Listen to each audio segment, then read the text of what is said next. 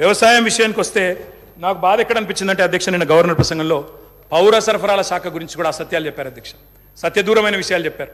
56,000 కోట్ల అప్పులున్నాయి civil supplies కార్పొరేషన్కి అని చెప్పినారు. మంత్రి గారు లేరు కానీ చెప్తాను అధ్యక్ష, ఇది శుద్ధ సత్యదూరమైన మాట అధ్యక్ష. పౌర సరఫరాల శాఖ యొక్క విధి ఏంది అధ్యక్ష?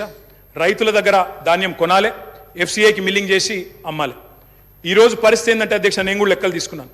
పౌర సరఫరాల శాఖ దగ్గర ప్రస్తుతం ఉన్న స్టాకుల విలువ దాదాపు 30,000 కోట్ల విలువ చేసే స్టాకులు ఇవాళ పౌర సరఫరాల శాఖ దగ్గర ఉన్నాయి.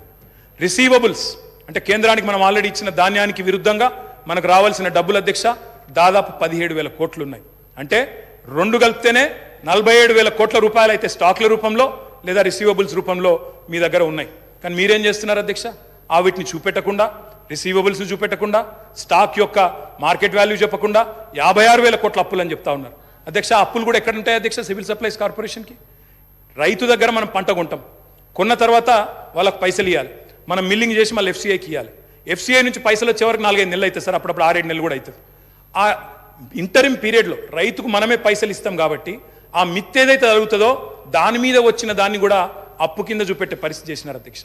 అంటే 7-8 వేల కోట్ల అప్పు లేదా 9,000 కోట్ల అప్పు ఉంటే అది కూడా ఎందుకు వచ్చింది అధ్యక్ష? రైతుకు మిత్తి దాకొద్దు, రైతుకు సకాలంలో పేమెంట్ ఇవ్వాలని చెప్పి మేము చేసిన ప్రయత్నాన్ని అభినందించకపోగా ఇవాళ ఈ రకంగా బట్టగాల్చి మీదేసే ప్రయత్నం ఏదైతే చేస్తా ఉన్నారో ఇది కరెక్ట్ కాదు.